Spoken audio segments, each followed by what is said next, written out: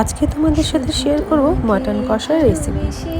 এখানে রয়েছে 2.5 KG mutton, সঙ্গে রয়েছে সরষের তেল আর নানা রকমের গুঁড়ো মশলা যা আমাদের প্রয়োজন হয়। আদা, টমেটো, রসুন, লঙ্কা আর রয়েছে পেঁয়াজ। এবারে মাটনটাকে আমি ভালো করে ধুয়ে নেব। দেখো ধোয়া হয়ে গেল। এবারে প্রেসারে আমি সিজ দিয়ে নেব। এবারে তেলটা কিছুক্ষণ গরম হতে দেব। তার সঙ্গে রয়েছে রসুন আর আলু যা আমি ভাজার জন্য রেডি করে রেখেছি।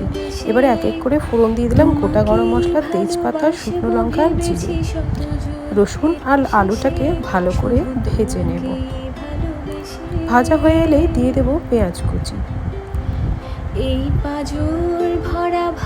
এবারে দিলাম কিছুটা টমেটো কুচি দিয়ে ভালো করে নাড়াচাড়া করে আদা, রসুন আর লঙ্কার পেস্ট দিয়ে দিলাম। তার সঙ্গে দিলাম জিরে গুঁড়ো আর ধনে গুঁড়ো, দিয়ে দিলাম লাল লঙ্কার গুঁড়ো, দিয়ে এবার ভালো করে নাড়াচাড়া করে নিয়ে দিয়ে দিলাম মিট মশলার গুঁড়ো। এবারে মাটনটাকে আমি দিয়ে দিলাম, তার উপর দিয়ে দিলাম শাহি গরম মশলা। এবার ঢাকা দিয়ে দিলে রেডি আমাদের মাটন কষা।